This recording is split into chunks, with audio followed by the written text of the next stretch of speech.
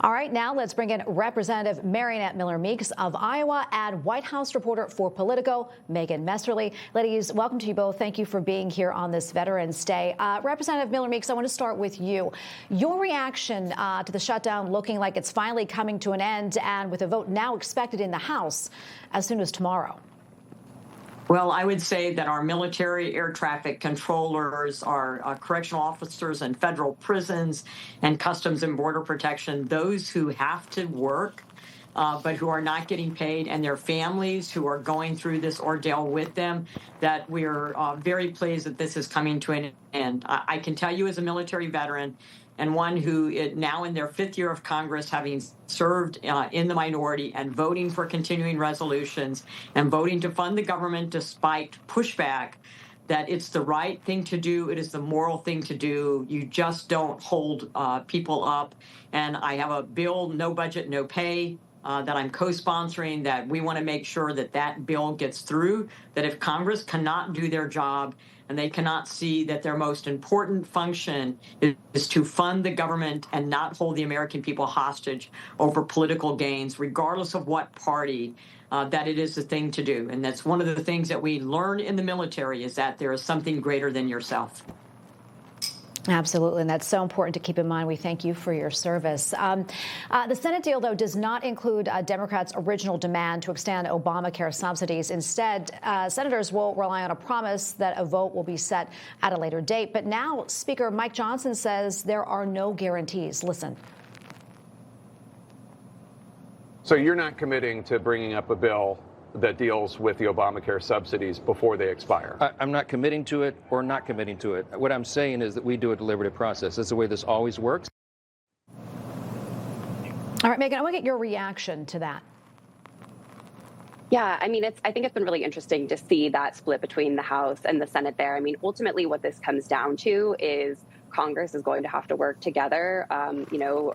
Senate Republican leaders, Mike Johnson, they're all going to have to work with the White House to figure out what does some sort of action on healthcare look like here, right? A lot of Republicans obviously have a lot of feelings about extending those ACA subsidies. Still possible that those could be extended with the kinds of limits that a lot of Republicans are calling for, whether it comes to immigration or putting some kind of time cap on that.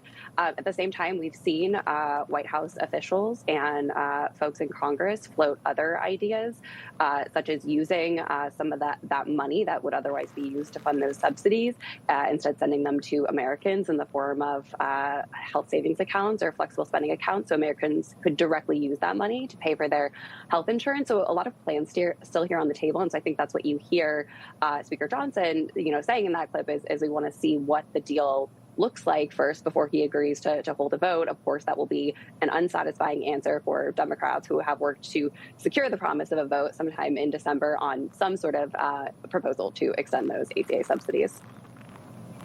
Yeah, and the Democrat leader of the House and others really digging in their heels and not ready to give up their fight against President Donald Trump. Listen to this one. And we'll continue to wage this fight.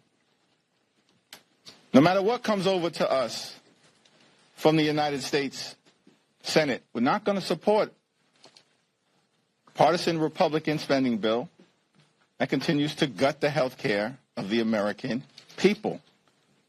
And we're going to continue the fight. Representative Miller-Meeks, really quickly, I mean, isn't it really time to put people over politics and power here? That time was on September 19th when we voted to fund the government. And first and foremost, let me just respond to Minority Leader Jeffries. You read what was in the bill. There was nothing in the bill that cut health care for anyone. First and foremost, let's put to rest that myth and that lie. There is nothing in the bill that cuts anyone's health care. Number two, stop conflating and putting together all of the Unaffordable Care Act subsidies. The premium tax credits do not expire. The only things that expire are the ones that the Democrats put a time limit on. So I am going to resist and continue to resist that the lie that the Democrats are perpetuating that all of the AC subsidies are expiring. They are not. Nor did we have anything in the language of the original CR that cut any health care benefits to anyone, first and foremost. The enhanced premium tax credits go to people that make over 400% of the federal poverty level because that's what's in the original ACA tax credits. Number two, those subsidies go directly to the insurance companies, which are all already highly profitable. And so the Affordable Care Act has never been affordable, which is why I call it the Unaffordable Care Act.